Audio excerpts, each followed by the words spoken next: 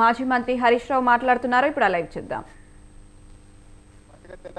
మీరు అంత కావాలంటే అరెస్ట్ చేయడానికి ఏమైనా ఇబ్బంది ఉన్నదా? ఏమైనా అడ్డంకులు ఉన్నాయా? ఆయన ఏమైనా పారిపోతాడా? ఆయన ఒక గౌరవ ప్రజాప్రతినిధి కదా.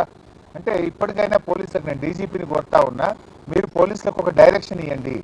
ఈ పొలిటికల్ మోటివ్ కేసుల్లో ఇలా ఎప్పుడు పడితే అప్పుడు అరెస్ట్ చేయడము, అర్ధరాత్రి పూట అరెస్ట్ చేయడము, పండగ పూట అరెస్ట్ చేయడము మానుకోవాలి. అండ్ బెయిలబుల్ అఫెన్సెస్ ఉన్నప్పుడు స్టేషన్ బెయిల్ ఇవ్వడం అనేటువంటిది సరి అయినటువంటిది. మీరు ఏం ప్రయత్నం చేస్తుండ్రు?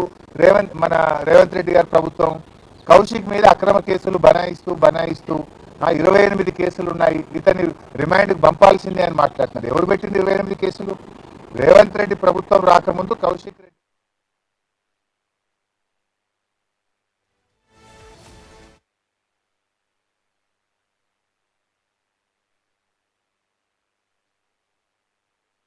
అక్రమ కేసులు పెట్టారు. ఈ 28 కేసులు కూడా మీరు పెట్టినటువంటివే. నిన్న కూడా కరీంనగర్ కలెక్టర్ గారి ఆహ్వానం మేరకు ఆయన మీటింగ్కి వెళ్ళాడు. ఆయనేమి పిలువని పేరంటానికి పోలేదు, ఆయన మీటింగ్కి ఆహ్వానితుడు. ఆ మీటింగ్లో ఒక సభ్యుడిగా నువ్వు ఏ పార్టీ తరఫున మాట్లాడుతున్నావు అని అడిగాడు. ఇందులో తప్పేముందండి? ఒక కౌశిక్ రెడ్డే కాదు కదా, ఈ రాష్ట్ర ప్రజలందరూ కూడా అడుగుతూనే ఉంటారు. ఈ 10 మంది శాసనసభ్యులు పార్టీ మారిన ప్రతి ఒక్కరిని అడుగుతూనే ఉంటారు.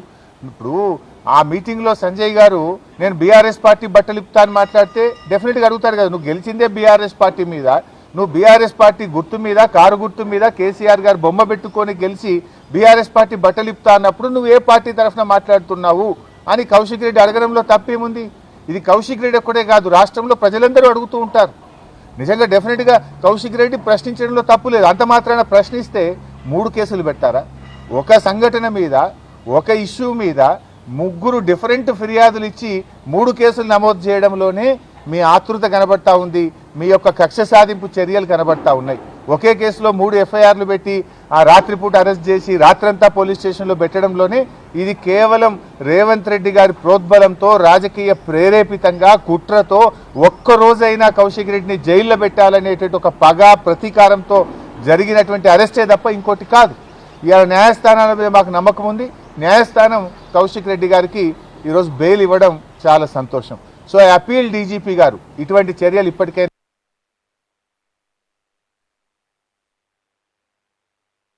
పోలీసులను కూడా ఇబ్బంది పెడుతున్నారు మీరు.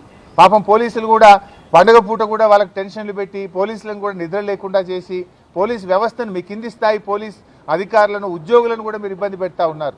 అంటే ఇది కేవలం ముఖ్యమంత్రి గారు చెప్పిందనో, ప్రభుత్వ పెద్దలు చెప్పిందనో ఈ రకంగా అరెస్టులు చేయడాన్ని మేము తీవ్రంగా ఖండిస్తూ ఉన్నాం. ఇవాళ ఇంకోటి, సంజయ్ గారు కూడా మరి కౌశిక్ రెడ్డి గారి మీద నెట్టారు కదా, మరి ఎందుకు సంజయ్ గారి మీద కేసు నమోదు చేయరు? సుమోటో ఒక్క కౌశిక్ రెడ్డి గారి మీద ఎందుకు కేసు నమోదు చేస్తున్నారు అంటే స్పష్టంగా మీ పక్షపాత వైఖరి, ధోరణి అనేటువంటిది ఇలా స్పష్టంగా కనబడుతుంది. రేవంత్ రెడ్డి గారి ఏడాది పాలన పగ, ప్రతీకారంతోనే ముడిపడి ఉన్నది. ఇలా పోలీసులు చేయాల్సిన పని, రేవంత్ రెడ్డి గారు చేయాల్సిన పని, లా అండ్ ఆర్డర్ను ఈ రాష్ట్రంలో మీరు పని చేయించండి.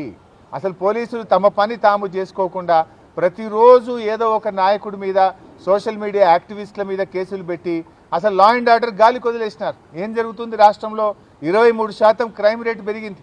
ఇలా హత్యలు పెరిగినాయి, అత్యాచారాలు పెరిగినాయి, కమ్యూనల్ రైట్స్ పెరిగినాయి, రాబరీస్ పెరిగినాయి, చైన్ స్నాచింగ్ పెరిగింది, మహిళల మీద అఘాయిత్యాలు పెరిగినాయి. రాష్ట్రంలో ఏ జిల్లాలో చూసినా 23% లా అండ్ ఆర్డర్ పెరిగి హైదరాబాద్ ఎల్లో జోన్లోకి పోయింది. ఇంకా 4 రోజులు పోతే ఇదే పద్ధతి కొనసాగితే హైదరాబాద్ రెడ్ జోన్లోకి పోతుంది. నేషనల్ క్రైమ్ బ్యూరో ఆఫ్ రికార్డ్స్లో ఎల్లో జోన్లో కనబడుతుంది. విదేశాల వాళ్ళు కానీ, ఇతర రాష్ట్రాల వాళ్ళు కానీ ఒక రాష్ట్రంలో పెట్టుబడులు పెట్టాలన్నప్పుడు గూగుల్ ఓపెన్ చేసి నేషనల్ క్రైమ్ రికార్డ్ బ్యూరోలో చూస్తారు, ఈ రాష్ట్రంలో క్రైమ్ రేట్ ఎంత ఉంది, ఇది గ్రీన్ జోన్లో ఉందా, ఎల్లో జోన్లో ఉందా అని చూస్తారు. నువ్వు ఎల్లో జోన్లో, రెడ్ జోన్లో ఉంటే ఎవరైనా ఇన్వెస్ట్మెంటర్స్ ఈ హైదరాబాద్కి వస్తారా? ఇదేనా ఈ రాష్ట్రాన్ని పరిపాలించే తీరు? హోంమంత్రిగా ముఖ్యమంత్రి గారే ఉండి ఇవాళ పూర్తిగా తన బాధ్యతల్ని నిర్వర్తించడంలో పూర్తిగా ఫెయిల్ అయిపోయింది ఇవాళ రేవంత్ రెడ్డి గారు.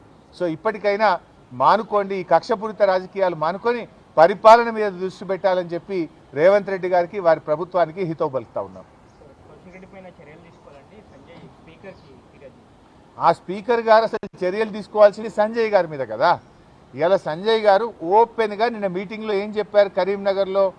నేను కాంగ్రెస్ పార్టీ తరఫున పని చేస్తాను, సభ్యత్వ నమోదు చేస్తాను, కాంగ్రెస్ పార్టీలో నేను సభ్యత్వం తీసుకొని కాంగ్రెస్ పార్టీ కోసం పనిచేస్తా అని ఓపెన్ మీటింగ్లో మంత్రుల ముంగట, ఐఏఎస్ అధికారుల ముంగట, మీడియా ముంగట నేను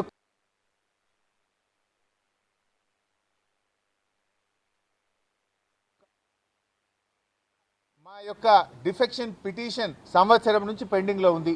తక్షణమే సంజయ్ని అనర్హుడిగా ప్రకటించాల్సిన బాధ్యత స్పీకర్ గారి మీద ఉంది. ఇది ఎట్లా ఉందంటే చోరు ఉల్టా కోత్వాల్కు డాటే అన్నట్టు పార్టీ మారిన ఎమ్మెల్యేనే ఇంకా మా పార్టీ ఎమ్మెల్యే మీద ఇవాళ చర్యలు తీసుకోవాలంటున్నాడు. చర్యలు తీసుకోవాల్సింది పార్టీ మారిన 10 మంది ఎమ్మెల్యేల మీద తీసుకోవాలి. ఆ పిటిషన్ ఇవాళ ఆయన దగ్గరే స్పీకర్ గారి దగ్గరనే ఉంది. స్పీకర్ గారు తన విజ్ఞతను ఉపయోగించి ఓపెన్గా చెప్తున్నారు కదా, అఫీషియల్ మీటింగ్లో నేను కాంగ్రెస్ పార్టీ తరఫున పనిచేస్తా అంటున్నారు. అంతెందుకు కాంగ్రెస్ పార్టీ ఎమ్మెల్సీ జీవన్ రెడ్డి గారు కూడా వీళ్ళు ఈ పార్టీ మారిండు, ఈయనను పార్టీలో తీసుకోవద్దు అని కాంగ్రెస్ పార్టీ ఎమ్మెల్సీ జీవన్ రెడ్డి కూడా చెప్తున్నాడు కదా. సంజయ్ మీద చర్య తీసుకోవాలి, ఈ సంజయ్ పార్టీ మారిండు, ఇతను ఎట్లా తీసుకుంటారు, ఇతను హత్యా రాజకీయాలకు పాల్పడుతుండు అని కాంగ్రెస్ ఎమ్మెల్సీ జీవన్ రెడ్డి గారు కూడా చెప్తున్నారు. ఇంతకంటే స్పీకర్ గారికి ఆధారం ఏం కావాలి?